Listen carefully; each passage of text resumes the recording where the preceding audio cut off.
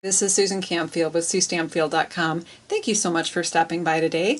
I want to share a fun technique with you today using the Fringe Scissors from the Occasions catalog. And we're going to create this fun fringe card. So let me show you how it goes together. It's really quick and easy, but it's one of those cards that looks like you spent a lot of time making it. So let's walk through the steps here. I'm going to pull in my fringe scissors to start with. These are the fringe scissors in the Occasions catalog. I do want to warn you, if you're left-handed, I believe these are made right now for right-handed people. We do not have a universal one at this point, so if you're left-handed, these may not work for you. Just wanted to put that out there. But let's go ahead and get started. So I'm going to remove the cover that comes on the scissors, and it's kind of like scissors on steroids. We've got 5 blades there, and so they are going to do this fringe job very, very quickly versus a regular pair of scissors where you'd have to cut so much. So we're going to start with a piece of Calypso Coral, and I'm going to, I actually have both of them here.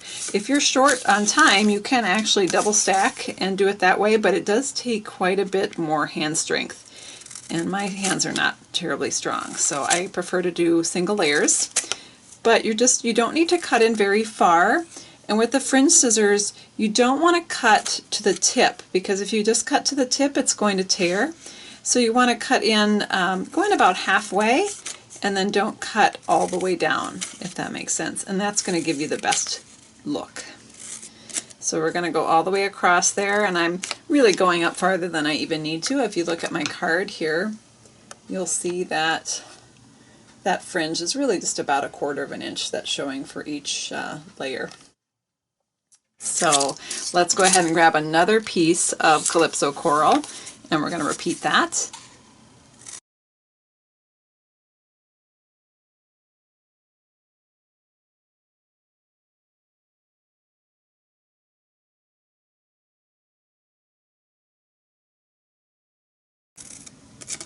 And I'll just finish up this. The lighter color is Crisp Cantaloupe, and I like those two colors together. They're sort of an ombre effect where you're going from darker to lighter. I have a little kind of a wild piece here where I got a little close to the edge, and so I'm just going to pull that off. Nobody will ever know that was there. And now I'm ready to put my card together, so let me show you how easy that is.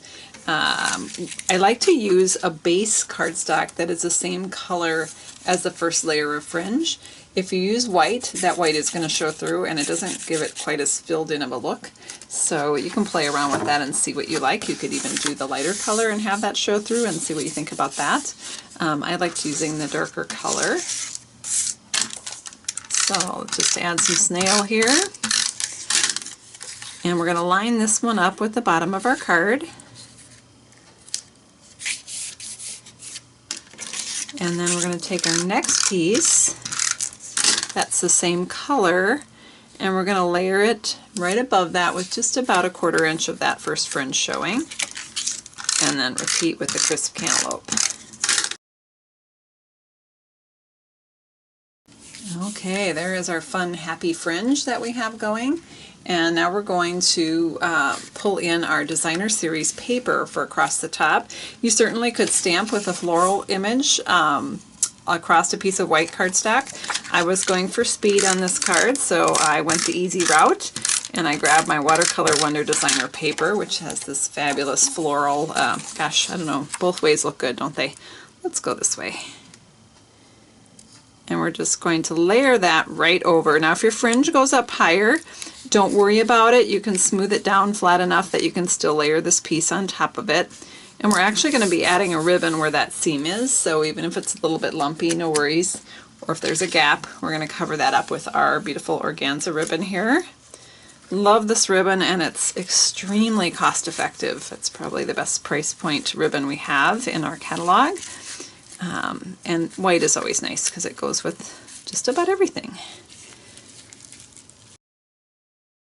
So we've got our bow there. We're just going to take our ribbon scissors here and trim that. And then I'm just going to add my greeting. I've stamped the Your Peachy Keen sentiment, and I'm going to add that. I did it on a piece of Whisper White cardstock, And I punched it out with a 2.5-inch circle punch. I punched it near the edge, so I only wanted half a circle for this card. So add a little adhesive to that, and just slide that right in there. Slide my ribbon down just a skosh, and there we have our card. I'm going to go ahead and add a piece of Whisper White for the interior of the card, and that's where I can stamp my inside greeting. I often leave my cards blank when I make them if I'm not sure when I'm going to be using them and what I'm going to need them for. I think this one would make a very fun birthday card, but it also would make a great thank you. So there we go. That's how you use the fringe scissors to make a fun fringe card. I got this idea from demonstrator Brenda Huckreed.